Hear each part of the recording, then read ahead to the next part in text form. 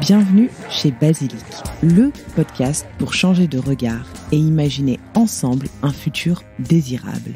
Je suis Jeanne, votre hôte, et chaque semaine, je tends le micro à celles et ceux qui façonnent le monde de demain. Je vous souhaite la bienvenue et j'espère que vous vous sentirez bien chez Basilic. Ministère de l'Intérieur, Sciences et Beaux-Arts, circulaire numéro 18, Paris, le 25 avril 1821. Messieurs, depuis quelques années, nous sommes témoins de refroidissements sensibles dans l'atmosphère, de variations subites dans les saisons et d'ouragans ou d'inondations extraordinaires auxquelles la France semble devenir de plus en plus sujette. On l'attribue en partie au déboisement des montagnes, au défrichement des forêts, au défaut d'abri qu'éprouvent nos campagnes et à l'absence des obstacles naturels qui s'opposaient jadis au vent et aux nuages, et du nord et de l'ouest. Les mêmes causes produiraient les mêmes effets dans toute l'Europe, et ces phénomènes seraient dignes de fixer partout l'attention. Ces maux ne seraient pas sans remède, et il serait important que, particulièrement en France, on prit des mesures pour écarter les inconvénients, les malheurs dont le principe aurait été reconnu. Cet extrait est issu de la première enquête officielle sur le changement climatique en France, datée de 1821. Vous l'aurez compris, cette semaine, nous parlons d'histoire chez Basilic. Alors, à quelle date les premières manifestations écolos ont-elles eu lieu ? Quels étaient les combats des siècles derniers ? Contre quel type de pollution les peuples militaient-ils ? Et enfin, quelles ont été les avancées scientifiques de ces 3 derniers siècles ? Toutes ces questions trouvent une réponse dans l'excellentissime ouvrage « Une histoire des luttes pour l'environnement » paru aux éditions Textuelles l'année dernière. Au micro aujourd'hui, je reçois Steve Agimon, l'un des co-auteurs de ce que j'appelle désormais la Bible des écolos. Allez, je vous souhaite une très belle écoute et j'espère que cet épisode vous plaira. Steve Agimon, je suis maître de conférences en histoire contemporaine à l'université de Versailles-Saint-Quentin. J'ai travaillé sur l'histoire du tourisme et de la protection de la nature depuis la fin du XVIIIe siècle. Et donc effectivement, on a coécrit cet ouvrage à 4 avec Anne-Claude Ambroise-Rendu, qui est une collègue de l'université de Saint-Quentin en Yvelines, qui est donc professeure en histoire contemporaine elle aussi, qui est plutôt spécialiste des médias. Charles-François Mathis, qui est lui plutôt spécialiste de la Grande-Bretagne et des mobilisations pour la protection de la nature, contre les pollutions, pour la défense des paysages, et puis également spécialiste des questions énergétiques, voilà, plutôt sur la Grande-Bretagne, et qui est professeur à Paris 1. Et puis Alexis Vrignon, qui est spécialiste, lui, également historien, qui est aujourd'hui maître de conférence à l'université d'Orléans, et qui est spécialiste des mobilisations, enfin plutôt de l'écologie politique, de l'écologie politique partisane qui s'est structurée depuis les années 1970 en France. Et comment vous est venue l'idée d'écrire cet ouvrage ensemble ?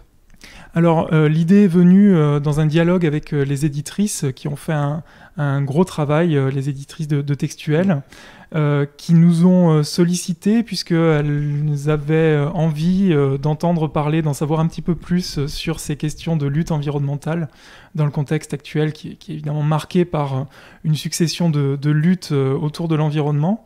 Donc elles nous ont sollicité et voilà, on avait travaillé ensemble déjà tous les 4, donc ce qui a largement facilité le travail. Mais il y a vraiment une envie des éditrices qui ont vu qu'il n'y avait pas effectivement de synthèse sur cette thématique-là en France et qui, en raison de leurs préoccupations très citoyennes, très personnelles, bien avaient envie de voir un tel livre exister. C'est un très bel ouvrage qui est très bien illustré aussi. Il y a un beau travail iconographique qui a été réalisé. C'est pour ça qu'on peut l'identifier, je trouve, à un manuel. Voilà, on a beaucoup de cartes, beaucoup de reproductions. Voilà, c'est vraiment très riche. Et vous avez choisi de faire sans focus, si je ne me trompe pas. Donc vraiment de choisir sans date clé, sans événement clé. Pas uniquement en France, il y a vraiment une vision globale autant que possible.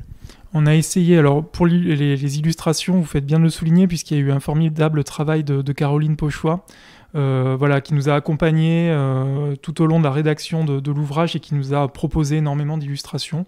Elle nous a ensuite laissé choisir, mais elle a fait vraiment un travail extraordinaire. Et Caroline Pochois pour la mise en page aussi, puisqu'il y a eu un gros travail de mise en page.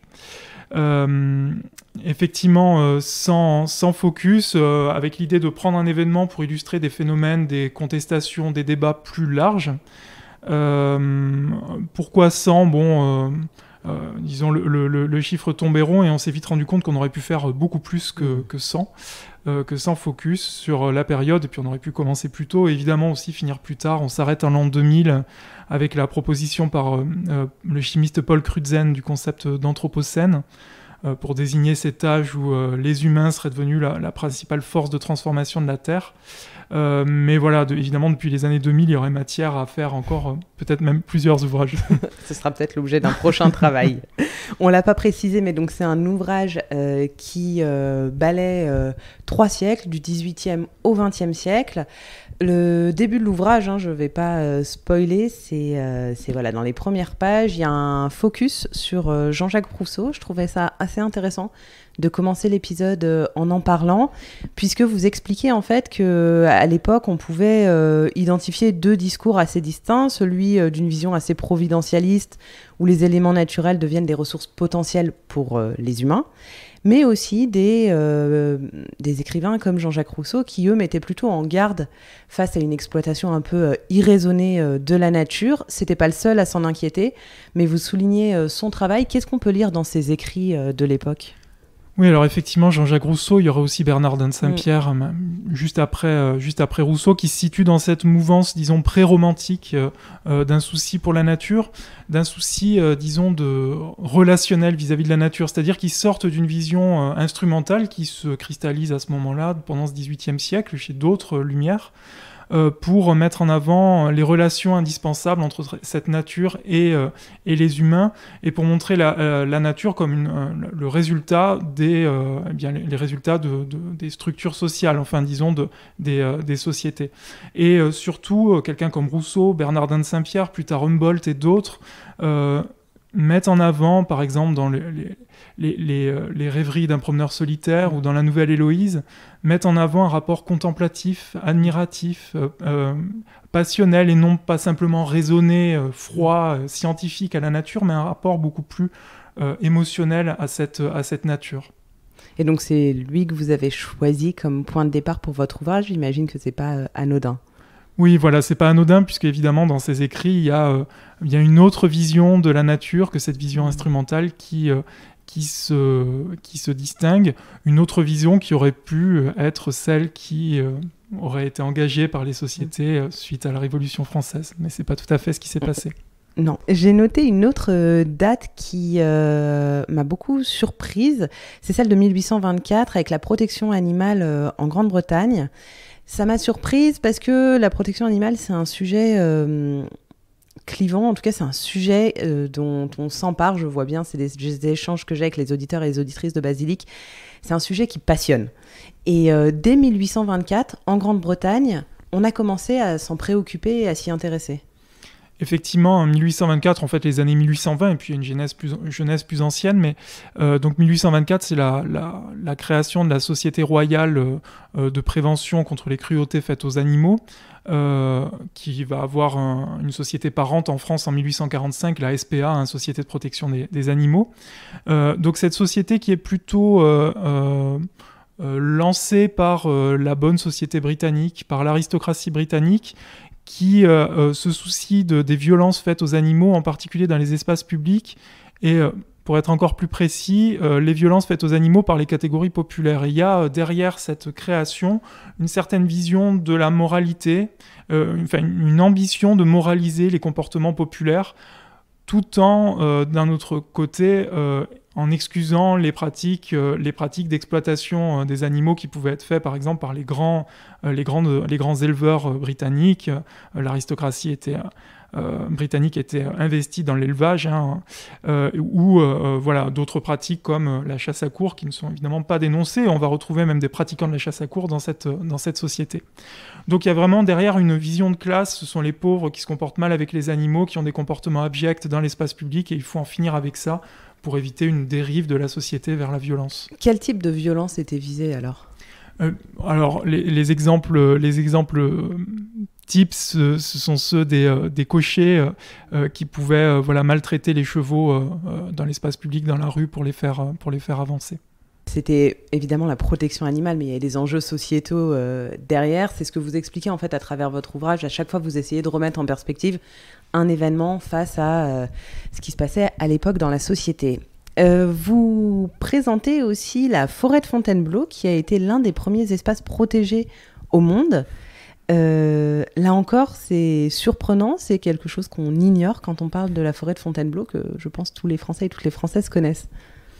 Oui, alors, donc c'est pas le premier, mais c'est un des premiers. Effectivement, il y a des précédents aux États-Unis autour de la protection du périmètre de Hot Springs, par exemple. Puis, ce qui se passe autour des premières réserves naturelles aux États-Unis, des premières réserves de chasse en Europe. Mais il y a effectivement en 1861 la décision par Napoléon III de classer comme réserve artistique 1000 hectares de la forêt de Fontainebleau. Alors, d'où vient ce classement ? Ça vient de mobilisation depuis les années 1830. Mobilisation d'abord d'un peintre, Théodore Rousseau, qui est un des fondateurs de l'école de Barbizon, qui s'inquiète de la destruction, qui a fui Paris, où il n'était pas reconnu, où sa peinture ne pouvait pas s'exprimer. Il était en rupture avec l'académisme. Théodore Rousseau va s'installer auprès de la forêt de Fontainebleau, peindre sur le motif dans la forêt de Fontainebleau, et puis se rendre compte qu'il y a des grands projets d'aménagement, de transformation de la forêt, pour éliminer la vieille forêt, assez peu productive, avec beaucoup d'arbres morts, transformer cette vieille forêt en une plantation rationalisée qui permettrait de fournir en bois la France en pleine croissance économique et en pleine urbanisation. L'urbanisation de Paris, la croissance de Paris, a besoin d'énormément de bois. Et puis le bois est aussi utilisé pour faire fonctionner, par exemple, la métallurgie, qui est encore beaucoup au bois en France à ce moment-là. Donc voilà, ces enjeux économiques, Théodore Rousseau va essayer de se mobiliser. Il va par exemple lui-même aller détruire des plantations. Donc voilà, une sorte d'action directe dans les années 1830. Et puis il va mobiliser autour de lui la jeune garde des peintres français qui vient s'installer du côté de Barbizon. Fontainebleau, c'est un espace de nature proche de Paris, donc il y a aussi la bonne société parisienne qui se rend dans cette forêt et qui va être sensibilisée par ces peintres, et également par Dénécourt qui est celui qui aménage la forêt, qui crée ces sentiers qu'on connaît encore aujourd'hui. Donc cette bonne société va être sensibilisée au projet de transformation de la forêt, et progressivement les pouvoirs publics vont être obligés de tenir compte de cette mobilisation des peintres et puis d'une partie de la bonne société pour protéger une partie de la forêt, une petite partie, 1000 hectares sur 17 000, donc c'est pas grand-chose. Donc là, les luttes vont continuer après le classement de 1861 pour aboutir finalement au classement de plusieurs milliers d'hectares au début du XXe siècle, avec cette fois des forestiers, des personnes de l'administration des eaux et forêts qui vont rejoindre le camp des défenseurs de la forêt. Aujourd'hui, c'est toujours un espace protégé ? C'est toujours un espace protégé. Alors il y a divers classements. Il y a ça fait partie des périmètres des parcs naturels régionaux, avec des protections assez faibles. Ce sont des zones Natura 2000. Enfin, je dis puisqu'il y a aussi la forêt de Rambouillet, forêt voisine, très grande également, qui rentre un peu dans la même mouvance. Mais cette forêt a été affectée par les grands projets d'aménagement de l'après 1945, en particulier par les autoroutes, autoroutes qui tranchent la forêt, qui coupent la forêt en deux, en des espaces totalement séparés aujourd'hui. La faune ne peut plus circuler entre les deux parts de la forêt. Et on voit aussi la quantité de routes qu'il peut y avoir dans cette forêt malgré la protection. Oui, c'est plus une forêt dense et remplie de faune, ça je vous l'accorde. Ce qui est intéressant avec ce que vous expliquez, c'est que c'est là encore partie d'une mobilisation citoyenne, et c'est ce qu'on observe au final dans votre ouvrage, c'est que quand même beaucoup des événements que vous avez retranscrits, vous les avez intitulés des luttes pour l'environnement, et ça vient d'un mouvement de mobilisation du peuple, de la société civile qui veut protéger un espace, qui veut protéger, là je pense aux Calanques de Marseille, c'est un peu plus tard, mais voilà, vous en parlez aussi dans votre ouvrage. Et c'est intéressant parce qu'on est, je trouve, aujourd'hui en 2022, à un tournant où on perd un peu espoir, on se dit que parfois manifester, c'est pas forcément utile, se battre, c'est pas forcément utile, et en lisant votre ouvrage, je trouve qu'on peut reprendre un peu espoir. Oui, effectivement, hein, cet ouvrage, enfin, les cas qui sont présentés montrent que les luttes sont absolument indispensables pour éviter certains phénomènes qui sont jugés négativement, enfin en tout cas pour éviter certaines destructions. Des luttes qui, alors on montre un certain nombre de luttes victorieuses, il y a également beaucoup de luttes qui ont échoué. Mais on peut se dire que sans ces luttes, la situation aurait pu être pire encore. Donc oui, il y a vraiment, ce livre met en avant le fait que sans mobilisation, sans lutte, eh bien, il ne se passera rien. Enfin, on ne changera pas la trajectoire qui est la nôtre aujourd'hui sans mobilisation, qui peuvent prendre tout un tas de formes. Et je pense que chacun peut trouver une mobilisation qui lui plaira, mais pour celles et ceux qui sont préoccupés, en tout cas par la situation écologique et climatique actuelle, je crois qu'il y a dans ce livre un réservoir d'exemples et de motivation pour agir aujourd'hui. Je suis bien d'accord, ça fait du bien de le lire. Il y a aussi en parallèle de ces luttes des événements plus scientifiques, des découvertes scientifiques. J'avais noté là dans mes notes par exemple l'influence humaine sur l'effet de serre. Voilà, vous mettez aussi en parallèle pour qu'on comprenne en fait au fil de la lecture comment ça a évolué, les découvertes qui ont été faites. Et ça c'était important j'imagine d'associer le scientifique avec les luttes plus... de la société civile. Oui, effectivement, c'est très important de comprendre l'horizon, le champ de connaissances et d'expérience des acteurs du temps, puisque évidemment, par exemple, c'était très difficile pour des acteurs du début du 19e siècle de lutter contre la potentialité d'un réchauffement climatique, puisque l'effet de serre lui-même était inconnu. Donc il y a des mobilisations qui étaient impossibles tout simplement parce qu'il n'y avait pas les connaissances.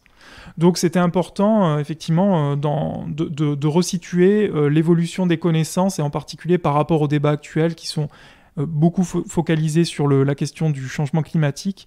Donc voir comment cette question climatique était apparue au cours de ces 2 à 3 derniers siècles. Donc sur les très grandes lignes, on s'inquiète du changement du climat en fait dès le XVIIIe siècle. On s'en inquiète pas forcément d'ailleurs au départ, enfin c'est variable selon les auteurs, mais on imagine en tout cas que l'humanité a la capacité de transformer le climat des régions du globe, en particulier par l'action sur les forêts. Les forêts sont vues, et très fortement au XIXe siècle, même s'il y a des racines plus anciennes, les forêts sont vues comme bien les lieux de régulation du climat terrestre. Et donc il y a tout un tas de conflits et de débats autour des forêts au XIXe siècle, où là encore on retrouverait une certaine vision aussi de classe, où on accuse les plus pauvres d'être à l'origine des déforestations, quand bien même les plus vastes transformations des forêts mondiales, liées à la colonisation et à l'industrialisation, sont occasionnées par plutôt les élites industrielles et économiques du XIXe siècle. Mais il y a une accusation assez systématique des plus pauvres. Donc avec des fils qu'on pourrait tirer jusqu'à nos jours.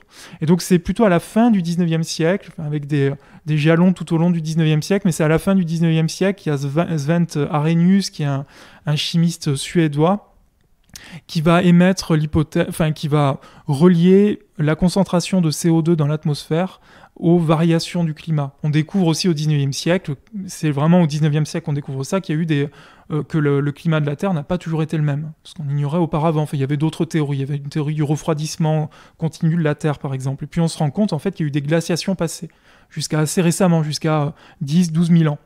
Et donc, on ne sait pas trop les expliquer. Puis Svante Arrhenius va, à la fin du 19e siècle, relier ça à la concentration de CO2 dans l'air. Il va également émettre l'hypothèse qu'avec l'industrialisation, avec la combustion de charbon massive au 19e siècle, donc par la Grande-Bretagne, par l'Europe en général, par les États-Unis, bien cette combustion de charbon, cette émission de CO2 dans l'atmosphère, va être capable de transformer le climat, de le réchauffer. Et lui, à ce moment-là, il s'en réjouit. Et comment sont accueillies ces découvertes scientifiques à l'époque ? Alors, évidemment, il y a un temps de latence entre le moment où il y a ces découvertes, qui sont des hypothèses, hein, puisque ce que disent Ventarenus, en fait, il se trompe légèrement. Mais bon, les grandes idées sont là. Enfin, il a raison sur le phénomène qu'il décrit, mais bon, les calculs qu'il peut faire sont en partie erronés. Mais donc, il y a un temps de latence entre le moment où ces théories apparaissent et puis le moment où elles vont arriver dans le grand public. La dangerosité du réchauffement climatique, les scientifiques qui travaillent là-dessus en sont convaincus dès les années 1950. Pour le grand public, c'est quelque chose qui va arriver vraiment aux oreilles du grand public plutôt dans les années 1970, voire 1980. Depuis les années 1980, voilà, il y a un consensus scientifique fort et les médias ont commencé à en parler. Mais donc auparavant, ce sont des questions qui sont plutôt peu connues du grand public, qui sont connues d'un certain nombre de grandes entreprises par contre, mais pas forcément du grand public. Grandes entreprises qui ne se mobilisent pas pour endiguer... Bon oui, effectivement, oui, c'était une perche, mais oui, les grandes entreprises qui vont plutôt se mobiliser pour d'abord nier cette dangerosité des émissions de gaz à effet de serre issues de la combustion d'énergie fossile. Donc les groupes de charbon et puis les groupes pétroliers qui deviennent de plus en plus puissants après 1945. Et donc ces groupes qui vont avoir des résultats scientifiques très solides, en particulier dans les années 1970. Exxon va même financer à la fin des années 1970 des travaux de pointe sur le réchauffement climatique et la capacité d'absorption du CO2 par les océans, pour être sûr des modélisations climatiques qui commençaient à émerger. Exxon va avoir des résultats très sérieux entre les mains, avec des scientifiques et une maison qui travaillent là-dessus, qui produisent des choses sérieuses, qui publient dans des revues scientifiques. Et puis Exxon va changer de stratégie à partir des années 80, lorsqu'ils ont tous les éléments en main pour savoir qu'il y a bien un réchauffement climatique qui risque d'arriver et qui risque d'être désastreux. Même s'il est limité à 2 degrés, on présage déjà des effets désastreux. Eh bien, Exxon va financer plutôt le climato-scepticisme à partir de la fin des années 1980. Donc, c'est des choses qui sont bien connues maintenant par des historiens, grâce aux travaux d'historiens américains et grâce à des procès qui ont eu lieu dans les années 2000 aux États-Unis. Et donc, c'est tout ce mécanisme de fabrique du doute qui a été assez généralisé dans les grandes entreprises du monde entier dès que leurs intérêts ont été menacés par des risques de réglementation environnementale, écologique. Eh bien, les grandes entreprises se sont mobilisées pour essayer de semer le trouble et d'éviter les réglementations.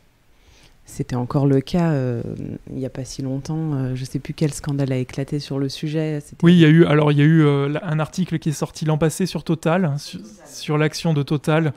Total était a été moins, a eu moins d'efficacité qu'Exxon, a été dans la mouvance d'Exxon, a suivi Exxon, mais Total est devenue depuis les années 2000-2010 une des entreprises championnes pour faire croire qu'elle agit pour le climat, alors que évidemment ces activités sont extrêmement néfastes pour le climat. Bien sûr. J'avais noté aussi, je l'évoquais tout à l'heure, la mobilisation citoyenne dans les calanques de Port-Miou. Alors là, en l'occurrence, vous le disiez, dans certains cas, il y a des mobilisations qui n'ont pas un effet immédiat, qui n'ont pas l'effet escompté. C'est le cas de cette mobilisation. Néanmoins, je trouvais que ça pouvait être intéressant de l'évoquer justement et de l'expliquer aux auditeurs et aux auditrices. Oui, alors c'est là qu'on voit qu'aucune mobilisation n'est réellement vaine. Enfin, même si elle échoue sur le moment, on ne sait pas ce que ça peut produire sur la longue durée. Ça crée des collectifs, ça crée des avertissements pour les autorités, pour les entreprises qui savent que si elles recommencent, elles vont avoir affaire à un mouvement qui peut potentiellement devenir dangereux pour elles, pour leurs intérêts. Donc effectivement, Port-Miou, une entreprise belge, s'installe à la fin des années 1890 dans cette calanque à Cassis. Et donc crée une carrière de calcaire où elle va broyer le calcaire pour fournir les usines de soude de Marseille, en lien avec le savon de Marseille. Dans les années 1900, et donc avec une grande manifestation en 1910 qui réunit plusieurs milliers de personnes à Port-Miou dans la Calanque, eh bien, la Société des excursionnistes marseillais, donc des randonneurs, un certain nombre de scientifiques, les félibriges, donc autour de Frédéric Mistral, c'est-à-dire ceux qui remettent à ce moment-là en avant la culture provençale, occitane, les pêcheurs, en fait, qui voient leur milieu de travail détruit par la carrière, hein, puisque les fonds marins dans la Calanque sont perturbés par les activités de la carrière qui rejettent les déchets dans l'eau et donc détruit la faune sous-marine.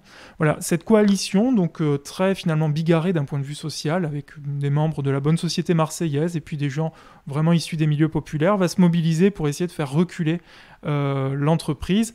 Ils vont rater. On est dans un moment où, de toute façon, il y a besoin. Enfin, l'industrie est quasiment toute puissante. Il y a très peu de projets industriels qui vraiment sont empêchés. Il y a une connivence entre les autorités publiques et puis les industriels parce qu'il y a un besoin, pense-t-on, d'industrialiser la France.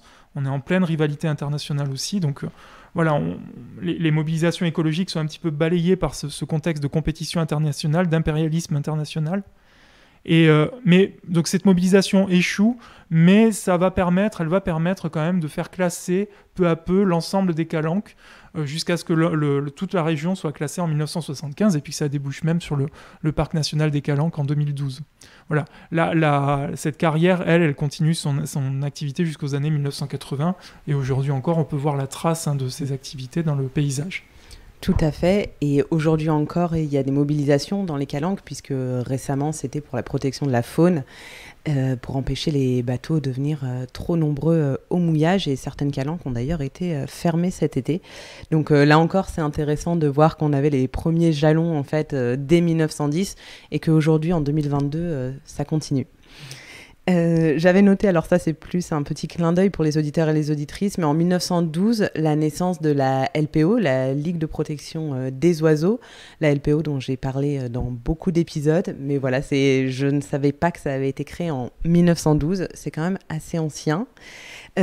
Ensuite, justement sur le travail iconographique de votre collègue, on peut retrouver dans l'ouvrage des affiches, notamment de mobilisation pour lutter contre les pesticides, en limiter leur usage dès 1950-1960.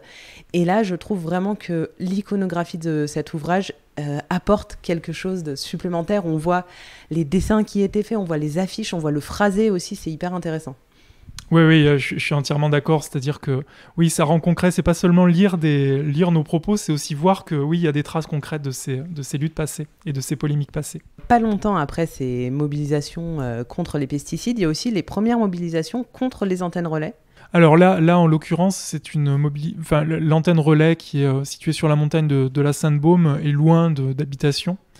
Donc les préoccupations sont avant tout esthétiques, c'est-à-dire que la Sainte-Baume, qui est un espace sacralisé depuis le Moyen-Âge, donc avec une histoire particulière, une forêt de la Sainte-Baume qui est une forêt exceptionnelle en milieu méditerranéen, qui a été l'objet de mobilisation pour la défendre dès le 19e siècle contre des aménagements forestiers, voilà, de mise en coupe réglée de cette forêt.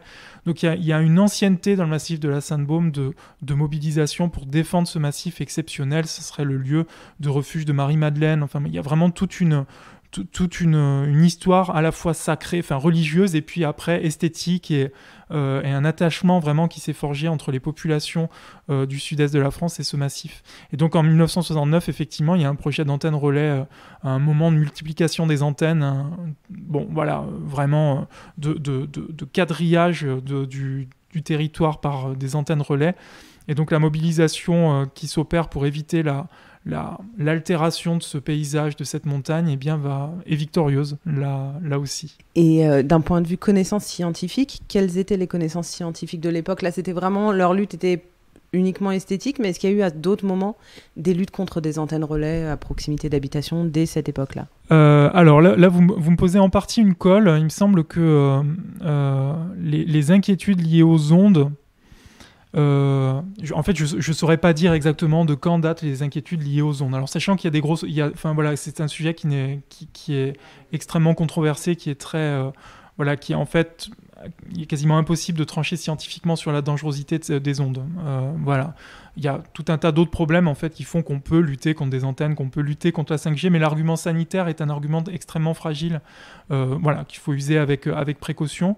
Donc je ne saurais pas dire en tout cas de quand date cette inquiétude autour des ondes. J'aurais tendance à dire que c'est les années 1960-1970, justement au moment où se multiplient ces ondes. Il y a des inquiétudes plus anciennes autour des effets des lignes à haute tension. qui sont accusés d'avoir des effets sur les troupeaux, d'avoir des effets sur, de causer des maux de tête ou des malformations. Donc ça, on a des mobilisations qui commencent avec la généralisation de l'électricité dans les années 1930, des polémiques. Mais là, effectivement, vu qu'on n'a pas de preuves scientifiques, c'est aussi différent. Par la suite, il y a une date clé que j'imagine la plupart des auditeurs et des auditrices connaissent. C'est 1972, le rapport Meadows. J'aurais bien aimé que vous nous en parliez brièvement, même si j'invite les auditeurs et les auditrices à écouter un épisode de Sismic, un autre podcast qui parle d'écologie, consacré à ce sujet qui est passionnant. Oui, alors rapport Meadows qui est un peu un jalon important, donc on a fêté le cinquantenaire. Alors ce rapport, pour essayer d'être bref, il est commandé par le Club de Rome, le Club de Rome, c'est une sorte de think tank, mais qui regroupe des industriels, des personnalités de la haute fonction publique européenne et états-uniennes, des anciennes personnalités politiques, des personnalités politiques tout simplement. Et donc ils commandent à un groupe de jeunes chercheurs du MIT un rapport sur les limites planétaires, sur les limites de la croissance. Voilà, pour essayer de voir si la croissance, on est dans une période de très forte croissance, si cette croissance est durable ou non, peut durer ou non, ou s'il faut peut-être prévoir un après-croissance. Donc ces scientifiques, dirigés par les époux Donella et Denis Meadows, ces scientifiques vont compulser un certain nombre de données, vont profiter de la puissance fournie par les ordinateurs. C'est un peu l'un des grands jalons de la modélisation par ordinateur pour essayer de prévoir, d'anticiper le futur. Donc ils vont prendre des données depuis 1900 autour de l'évolution de la population, l'évolution de la concentration de gaz carbonique dans l'atmosphère, l'évolution de la consommation alimentaire, l'évolution de l'usage de pesticides. Ils prennent tout un tas de données sur la longue durée et ils projettent dans l'avenir. En fait, ils les mettent en relation, ils essayent de calculer comment ces variables interagissent entre elles, et puis ils projettent cela vers l'avenir, et ils se rendent compte que dans tous les modèles, donc ce soit des modèles qui sont basés sur un saut technologique qui permettrait par exemple de résoudre la question des pollutions, mais dans tous les modèles, en fait, il y a un effondrement quelque part au XXIe siècle. Ils n'avancent pas de date, contrairement à ce qui a pu être dit après. Ils n'avancent pas de date, ils disent juste que ce modèle est intenable compte tenu des limites planétaires, compte tenu du fait qu'il y a des ressources limitées sur Terre. Eh bien, il va arriver un moment où si la croissance continue, il y aura un effondrement. Le système ne pourra pas tenir. Alors aujourd'hui, ils parlent plutôt, ces auteurs du rapport Meadows, ils parlent plutôt de plusieurs effondrements localisés, d'une série d'effondrements. Donc là, évidemment, on pourrait relier ça à tout ce qui est en train de se passer dans l'actualité, même si rien n'est écrit, encore une fois. Donc voilà, et ils disent aussi que plus on agira tôt, plus on pourra éviter cet effondrement ou ces effondrements, et que plus on agira tard, plus les dynamiques seront irréversibles, et donc plus on aura de difficultés à sauver la situation. Donc ils prônent à ce moment-là, en disant que une croissance infinie dans un monde aux ressources finies est impossible, eh bien ils prônent une croissance zéro, voilà, avec une réflexion sur une répartition plus égalitaire, plus juste, plus équitable, du moins, des richesses à l'échelle terrestre. Voilà. Et ils pensent que il faut en finir avec la croissance à partir des années 1970. C'est pas là encore, ils n'ont pas été écoutés. Je me permets juste d'en dire deux mots là-dessus, c'est-à-dire que le rapport a un retentissement mondial. Tout le monde en parle quand il est publié. Il est publié par une des plus grandes universités mondiales, par le Club de Rome qui a une certaine renommée et qui a les moyens de diffuser le rapport. Il est commenté à toutes les échelles. Certains comme Sico Mansholt, qui a été une personnalité politique dominante aux Pays-Bas, et qui a été surtout un des promoteurs de la modernisation agricole dans le cadre de la politique agricole commune à l'échelle européenne. Sico Mansholt, voyant ce rapport, fait un mea culpa en quelque sorte et dit qu'il faut réfléchir à une croissance zéro, à engager les sociétés vers une croissance zéro. On est dans ce contexte donc où il commence à se passer des choses, il commence à se passer des choses. Mais évidemment, dans un contexte où la guerre froide n'est pas finie, et puis dans un contexte aussi où tout un tas d'autres économistes, en particulier autour de Milton Friedman, de Hayek, de William Nordhaus, qui a une grande carrière, qui va même finir prix Nobel d'économie, eh bien, tout un tas de personnalités vont critiquer le rapport et dire qu'en fait, ce rapport se trompe complètement, qu'il sous-estime la capacité des sociétés à innover comme elles ont toujours su faire. Et qu'en gros, si on laisse faire la croissance économique, l'économie saura résoudre d'elle-même les problèmes engendrés par la croissance. Ce qui, 50 ans après, évidemment, ne s'est pas vérifié. Et donc le retentissement de ce rapport s'essouffle en fait, et après on n'y fait plus tellement référence. Il continue à faire référence, mais dans les milieux écologistes. Beaucoup moins dans le reste de la société, jusqu'aux années 2000-2010, où à nouveau la question écologique et la question du réchauffement climatique, avec les premiers effets sensibles de ce réchauffement climatique depuis les années 2000, eh bien, font que le rapport remonte à la surface.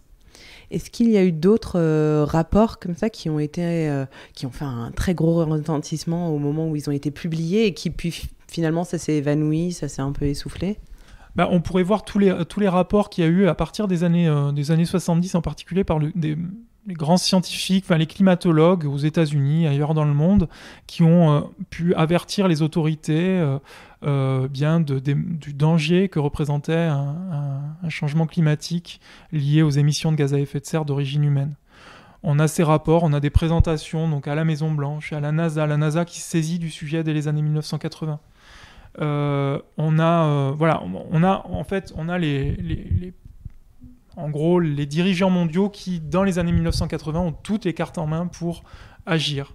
Ils vont dans ce contexte-là impulser, donc dans le cadre de l'ONU et de l'Organisation mondiale de la météorologie, l'Organisation météorologique mondiale, impulser le GIEC, un groupe intergouvernemental d'experts sur le climat, donc lancé en 1988, qui montre qu'à ce moment-là, en fait, les gouvernements veulent savoir ce qui s'annonce et comment on pourrait empêcher le pire.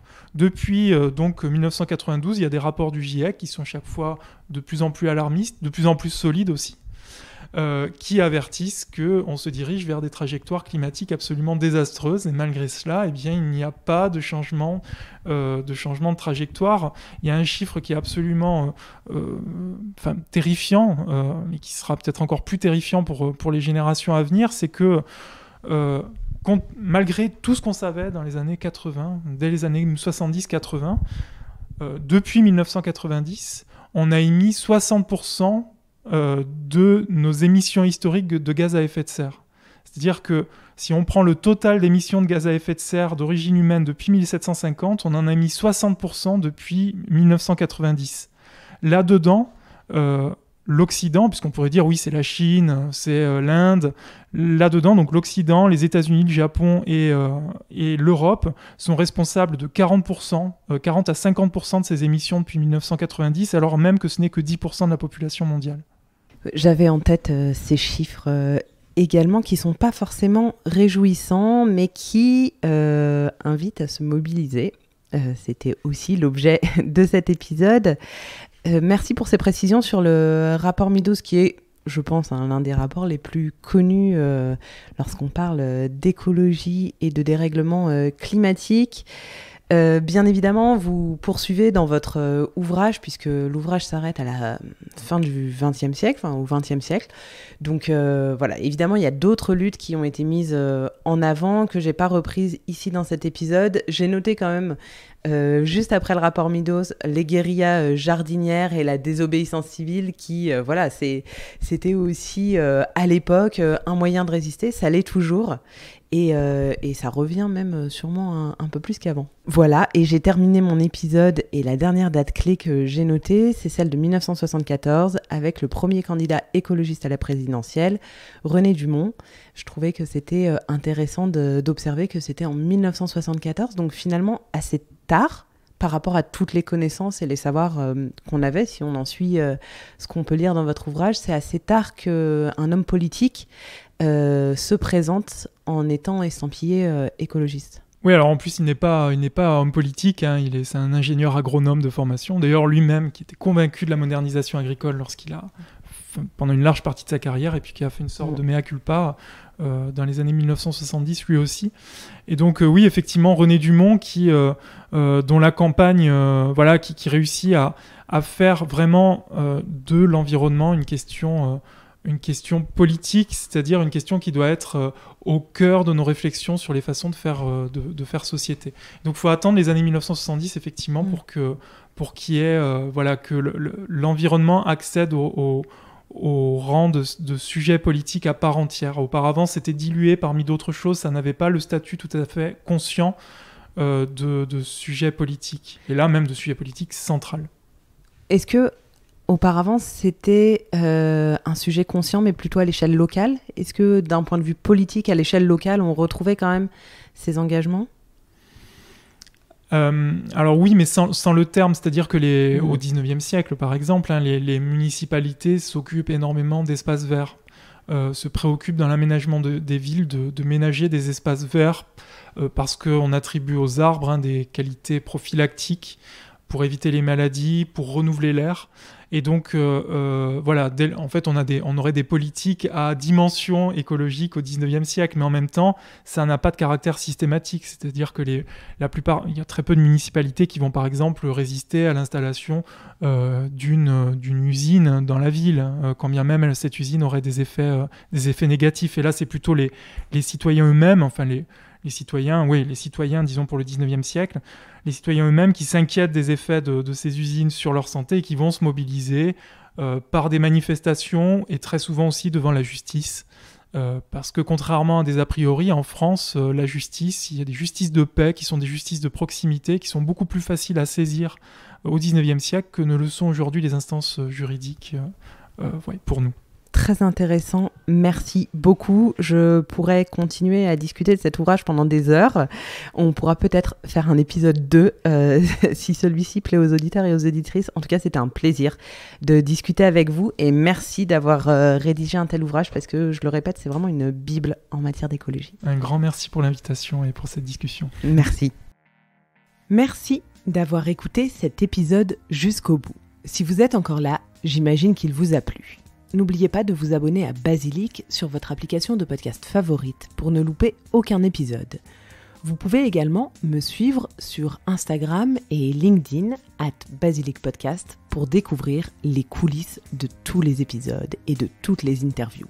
Et enfin, si l'univers du podcast vous intéresse, alors je vous invite à jeter un œil à basilicpodcast.com. Vous y découvrirez Basilic Studio, la formation que j'ai créée pour vous accompagner à lancer votre propre podcast et surtout le podcast de vos rêves, mais également Basilic Lab, l'agence qui nous permet de créer des podcasts pour des marques audacieuses et des thérapeutes engagés. Je vous donne rendez-vous la semaine prochaine pour un nouvel épisode et d'ici là, prenez grand soin de vous.